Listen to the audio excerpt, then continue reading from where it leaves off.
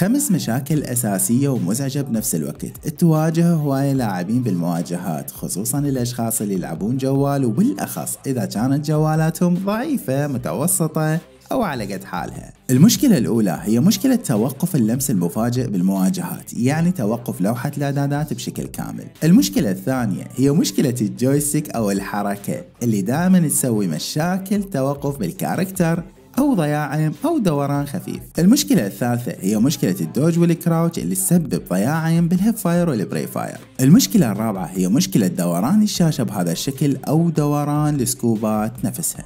المشكلة الخامسة هي مشكلة تثبيت الايم نفسه وتقليل الاهتزاز، خصوصا إذا ما كان عندك جايروسكوب أو الجايروسكوب مالتك ضعيف. فأنت يا صديقي إذا كان عندك واحدة من هاي المشاكل أو إذا كان عندك كل هاي المشاكل، أتمنى أنه أنت تكمل وياي الفيديو هذا للنهاية، لأن مثل ما تشوف اليوم شرحنا هاند كام والحل مالتنا راح يكون من نفس لوحة الإعدادات. يلا خلينا نبلش.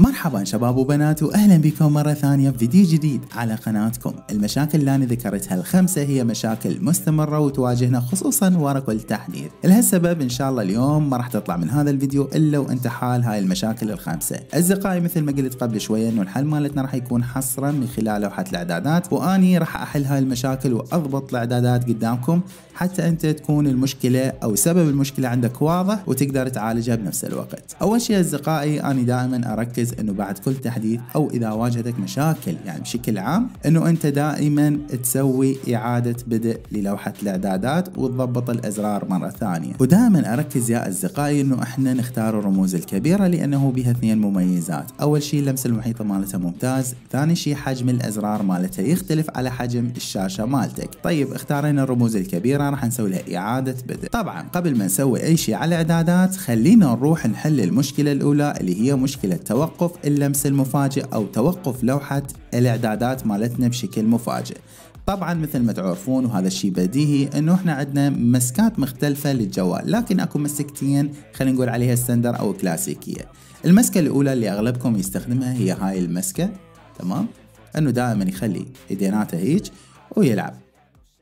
واكو المسكة الثانية انه انت تعتمد على هذه الاصابع، خصوصا اذا كنت تلعب 4 اصابع، بحيث يعني كأنما يكون عندك مثل الستاند وبعدها تبدي تلعب. اذا كانت المسكة مالتك هيك فاعداداتك راح تختلف، اذا كانت المسكة مالتك هيك اعداداتك راح تختلف، اذا كانت المسكة مالتك هيك فاكيد اعداداتك راح تختلف. طبعا هذه المسكة غلط وهذه المسكة همينة غلط اذا كنت تلعب 4 اصابع، هذه بس مال اصبعين.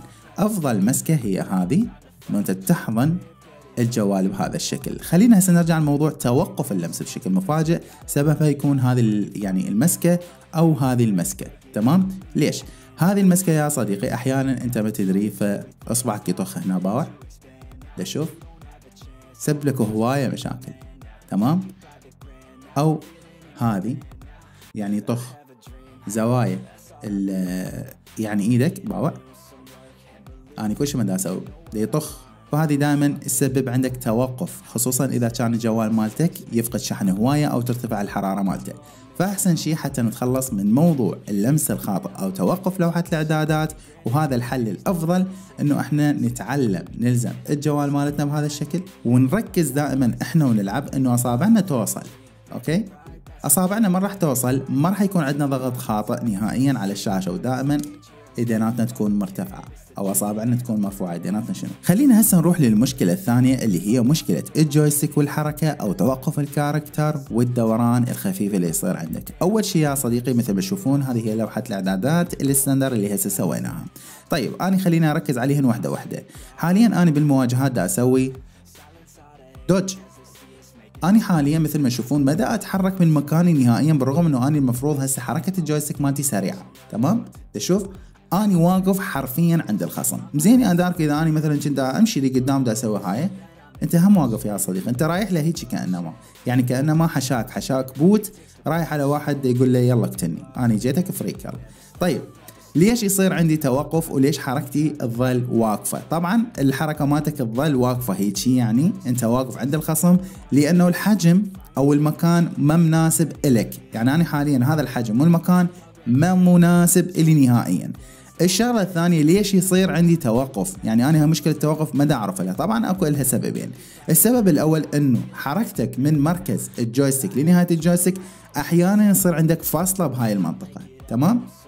يوقف اللاعب، طبعا انت ما تدري، اوكي؟ يوقف، يعني هسه انا يعني ماسح الشاشه واموري تمام، لكن باللعب المستمر ممكن ارتفاع حركه الجهاز او الازرار اللي موجوده هنا يصير بيها جلتش، باوع، مثل كانما يفصل، كانما بعد ما يصير لمس. طيب شلون راح نحل هاي المشكله؟ حتى تحل هاي المشكله بشكل عام، اول شيء راح نرجع للاعدادات مالتنا، راح نركز على الشغلتين. طبعا الشغله الثانيه اللي السبب عندك توقف هو هذا، مو هذا الاسماء، لا، زر الركض، واني هذا حاكي عنه بهواي فيديوهات. زين، هسه انا راح ابدي اشتغل هنا، راح اضبط الاعدادات مالتي واحل هاي المشكله نهائيا. شلون راح احلها؟ اول شيء راح اسوي مساحه. اني ديناتي عملاقه، يعني ابهامي كلش كبير، ومثل ما تشوفون الحجم الاصلي ما مناسب الي، يعني انا بس حاط ابهامي خلاص ضاع، اختفى زر الحركه. فايش راح اسوي؟ راح ابدي اصنع مساحه على هاي الجهه، وطبعا اصنعها على حسب حجم الابهام مالتك، على حسب حجم ايدك، اوكي؟ يعني مو الا شرط تكون نفسها، لا، انت ضبطها مثل ما يناسبك انت. زين، اول شغله انه احنا قلنا هاي مسكه الجوال، اني حتى ما اسحب ايدي كلها من العب بالمواجهات، حتى ما يصير عندي دوران.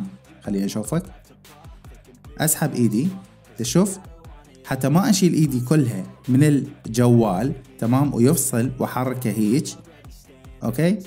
لازم اختار مكان صحيح، مكان مناسب. شلون؟ بكل بساطة، هذا الزر اول شيء نسوي مساحة مثل ما قلنا، تمام؟ هذا الزر احاول انه انا مو امسك الجوال هيك، اخلي المركز مالتي بحيث هذا اصبعي من يرجع لي ورا ما يحتاج اشيل ايدي كلها، بنفس الوقت ما يعبر نص الشاشة اللي هنا، نص الشاشة اللي هو لوحة الاعدادات اللي هو عندنا حركة بي. زين، اني هاي اول شغلة راح اسوي، تمام؟ همينة راح انزل الجويستيك جوا، اوكي؟ ممكن يصعد فوق، بس فوق لا، ما راح يصير عندك صحيح، خليه بهذا المكان مثلا. شلون راح احدد الحجم؟ طبعا اكو طرق هواية بالنسبة لموضوع تحديد الحجم، لكن احسن وحدة انه انا اخلي الابهام مالتي على الجويستيك بس يطلع الحد الاصفر، أو يطلع الحد الاصفر، خلاص اموري تمام، اوكي؟ الخط الثاني الاسود يكون جوا على الابهام، باوع، ايش قد الحجم مالته؟ 133. طبعا هو كل تحديث يتغير، مدري اصبعي يكبر والله ما ادري. المهم يعني ذاك التحديث كان 120، يمكن اصبعي يكبر. المهم هسه انا حاليا هذا الحجم وهذا المكان. خلينا نشوف حركتي صحيحة، حركة اللاعب مالتي صحيحة، يعني يروح يمين ويروح يسار، فاني ما واقف، اوكي؟ اني ما واقف، حتى اذا اجي اسوي دوج اكو مساحة يتحرك بيها الكاركتر، تمام؟ حتى اذا اسوي دوج سريع واكو مساحة يتحرك بيها الكاركتر. خلينا هسه نحل المشكلة الثالثة اللي هي مشكلة الدوج والكراوتش وضياع الايم بالهيب فاير والبري فاير. اول شيء يا صديقي، اكيد اغلب اللاعبين يستخدمون زر الكراوتش بهذه المنطقة جوا، بس زر الكراوتش حتى اذا ما كان عندك جايروسكوب راح يفيدك بهاي المنطقة في حالة لو استخدمت سكوبات. يعني شنو؟ يعني هذا الزر ما راح يفيدك نهائيا بالهيب فاير وبري فاير، ما راح تقدر تسوي دوج وكراوتش. باوع، حاليا انا اطلق النار، تمام، وارد اسوي دوج وكراود، اشوف الايم مالتي يصعد، اوكي؟ في حال لو ما كان عندك جايروسكوب نفس الموضوع، حتى اذا كان عندك جايروسكوب عالي او كان جايروسكوب مالتك ضعيف، فانت راح تضطر يعني ترفع ايدك من الكراوتش وتسحب الشاشه وترجع مره ثانيه. باوع، ما تقدر، مستحيل راح تقدر تسيطر عليه. المكان مالت الكراوتش هنا بالاغلب اذا ما كان عندك جايروسكوب فراح يفيدك هوايه تثبيت الايم. يعني مثلا انا هنا اسوي كراوتش مباشره وابدي اطلق النار واسحب الايم مالتي. طيب احسن مكان بالنسبه لك اذا ما كان عندك جايروسكوب او كان عندك جايروسكوب بس الجايروسكوب مالتك ضعيف، وين تخلي الكراوتش؟ شلون راح تستخدم الكراوتش والانبطاح او الكراوتش والدوج؟ بكل بساطة يا صديقي خلينا احنا هسه ننظف الشاشة مالتنا من الازرار الزايدة حتى نعرف شلون راح نرتب الاماكن. مثل ما تشوفون اصدقائي انا مكمل بتنظيف الشاشة، شلت كل الازرار اللي ما احتاجهم فوق وخليت الازرار الزايدة هنا على اساس انه تكون بخوذة اللاعب او قريبة من خوذة اللاعب، ما تأثر علي داخل المواجهات وما تسد عندي الشاشة. هذا قلنا هنا راح يكون والمسكة مالته راح تختلف، اكيد راح اضبط الازرار الباقية بالنسبة لفتحة السكوب او تبديل سكوبات العفو، فراح يكون عندي هنا، هذا ممكن يكون عندي هنا بنص الشاشة. خلينا هسه نجي نضبط مكان الكراوتش. الكراوتش لازم يكون عندي هنا. ليش يا دارك فوق احنا نلعب مثلا 3 أصابع و4 أصابع؟ اذا تلعب 3 أصابع فاكيد راح تكون هذه الجهة، تمام؟ واذا كنت تلعب مثلا 4 أصابع راح يكون عندك اسهل، لكن اذا كنت تلعب اصبعين فاكيد راح يكون جوا. لكن هذا المكان مالته راح يفيدك في حال لو ما كان عندك جايروسكوب او جايروسكوب مالتك ضعيف. طيب خلينا نكمل، خلينا نجيب هذا الانبطاح، ممكن يكون عندنا هنا وهسه راح اقول لك ليش. تمام. بالنسبة لزر القفز او التسلق فالافضل يكون عندك هنا جوا، يعني مو كلش على الزاوية على اساس انه اصبعك ما يطخ بيه، لا يكون عندك هنا وتقدر توصل بسهولة. واهم شيء انه انت ما تشيل ايدك وانت تلعب، يعني ما تشيل ايدك من الجهاز. خلينا هسه نرجع. اوكي خلينا هسه نجرب موضوع الدوج والكراوتش الهيب فاير. شوفون ايم مالتي ثابت، انا حاليا مخلي اصبعي هنا على اساس انه انا اسحب الشاشة وبنفس الوقت اقدر اسوي كراوتش براحتي، تمام؟ حتى ثقل الجهاز اقدر اسيطر عليه برغم ان الجايروسكوب مال هذا الجهاز جدا ضعيف وما مضبط الحساسية، تمام؟ تشوف اقدر اسوي دوج وكراوتش وايمي ما يضيع اذا كانت حساسيتي صحيحة. خلينا نرجع ونكمل بالمشكلة رقم 4 اللي هي مشكلة دوران الشاشة او دوران السكوب اللي احنا اصلا حليناها بدون ما نحكي عنها. شلون حليناها يا دارك؟ بكل بساطة سوينا مساحة بالشاشة مالتنا اللي هي مساحة تثبيت الايم الاي دي اس، ومساحة حتى نشوف الخصم، ومساحة باطراف وزوايا الجهاز، فاكيد ما راح يصير عندنا دوران لا بالسكوب ولا بالكاركتر. خلينا هسه نكمل ونروح للمشكله الاخيره اللي هي المشكله الخامسه، تثبيت الايم نفسه وتقليل الاهتزاز. طبعا مثل ما تشوفون احنا بعد عندنا زر البيك اليمين والبيك اليسار، اذا كنت ما تستخدمهم فخلص يعني اغلقهم ما راح تحتاجهم، لكن اذا كنت تدور اعدادات سرعه وثبات ايم وسرعة فتحة السكوب فالأفضل إنه أنت تستخدمهم. طبعا تحديد الأماكن مالتهم راح يكون كالآتي. أول شيء إذا كنت تستخدم الرموز الكبيرة فحاول تستخدم أحجام كبيرة يعني 250. طيب شلون راح أختار مكانهم؟ بكل بساطة راح تقيس حركة الإبهام مالتك. أريد أفتح سكوب أضغط على الشاشة، تمام؟ طبعا مثل ما تشوفون 3/4 الزر صاعد فوق، إذا هذا مو مكانه الصحيح.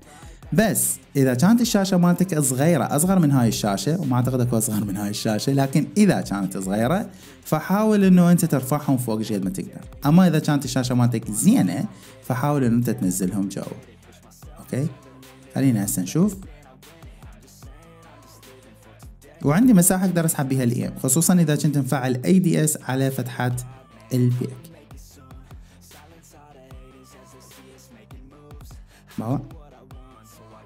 خلينا نجرب سكوب 6. مسكة الجوال مالتي صحيحة، ايمي ثابت وانا ما مضبط الحساسية. مرة ثانية بابا ايمي ثابت، ما عندي مشاكل دوران، ما عندي توقف، وما عندي حتى بطء بالحركة. مرة لخ، تشوف كل شيء عندي مضبوط، كل شيء عندي سهل، ما عندي مشاكل ثانية، اقدر اشوف الخصم. وطبعا انصحك انه انت تقلل شفافية الازرار على اساس انه انت تستغل مساحة الشاشة بشكل افضل. اصدقائي الاعزاء اذا كان عندكم مشكلة اقتراح فيديو محتوى اي شيء حابين نشاركه على القناة فهاي قناتكم، لا تنسون تكتبوا لي اياها بالتعليقات او ترسلوها لي على الايميل وحسابي بالانستغرام او تجيني على التيك توك اللي راح تلقاهم جوا اسفل بالوصف او راح يطلعوا لك هنا بالضبط هنا بالشاشة. فاذا عندك شيء ارسل لي اياه، انا اقرا كل التعليقات حتى اذا ما جاوبت عليها.